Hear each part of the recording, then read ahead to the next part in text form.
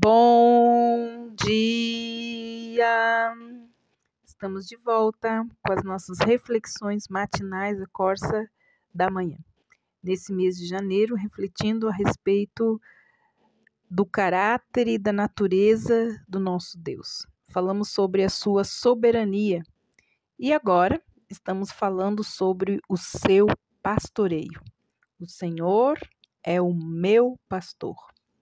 Mas por que nós precisamos de um pastor? Antes de conhecer, é preciso compreender a necessidade de termos um pastor. Eu creio que Deus, ele criou as ovelhas para que pudéssemos ver essa necessidade, ver como somos. Pois se há um animal que precisa de pastor, é a ovelha. As ovelhas são criaturas tímidas, frágeis, com poucos meios de autodefesa. São animais pouco inteligentes, exigindo atenção e cuidados constantes. Se não forem vigiadas, irão por caminho errado e sem perceber os perigos que as cercam. Já ouvi que são capazes de procurar comida à beira de um despenhadeiro, ou de pastar na mesma terra várias vezes até ficarem sem alimento, se o pastor não as levar a outro pasto. E se não forem levadas a pastagens apropriadas, irão inconscientemente comer ou beber coisas que lhe fazem mal. As ovelhas tornam-se vítimas fáceis de predadores. São virtualmente indefesas.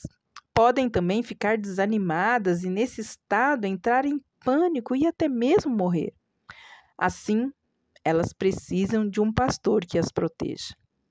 Se você pertence ao Senhor e é então ovelha do seu pasto, foi por você que Deus, pelo sangue do concerto eterno, tornou a trazer dos mortos o nosso Senhor Jesus Cristo, como nos diz Hebreus 13:20.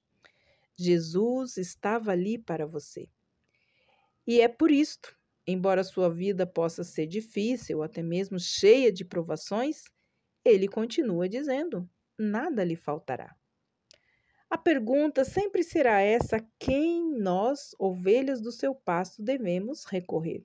Hebreus 7:24-25 nos diz assim: mas este, porque permanece eternamente, ele tem um sacerdócio perpétuo. Portanto, pode também salvar perfeitamente os que por ele se achegam a Deus, vivendo para sempre para interceder por eles. Toda ovelha deve recorrer ao seu pastor. O bom pastor, ele está à destra do Pai. Ele vive também no interior de cada um de nós. Colossenses 1:27 diz: Cristo em nós, a esperança da glória. Ele nos tem segurado nas suas mãos, por baixos estão os seus braços eternos. Estaria você tentando vencer na vida sozinho? Ou você é alguém que reconhece a necessidade de um pastor? Lembre-se, seu pastor, ele é todo suficiente. O bem-estar das ovelhas depende apenas do cuidado do pastor. Quanto melhor o pastor, tanto mais sadia as ovelhas. Ovelhas fracas, doentes ou infestadas por pragas são indícios de negligência do pastor. Como é o seu pastor? Aprenda isso e compreenderá porque é possível dizer confiadamente: o Senhor é o meu pastor e nada me faltará. Creia nisso e sua vida será de perfeita paz. O Salmo 23, que mostra o agir do nosso grande pastor, é cercado por 2 salmos que mostram 2 outros aspectos do seu ministério. O Salmo 22, anterior ao 23, apresenta o bom pastor que dá a vida pelas suas ovelhas. Já o posterior ao 23, o 24, apresenta o pastor-chefe, o Rei da Glória que voltará. Antes do grande pastor, você precisa conhecer o bom pastor, porque é assim que o encontra quando é salvo. Ele diz lá em João 10:7, em verdade vos digo que eu sou a porta das ovelhas. Se você entrar por mim, encontrará pastagens.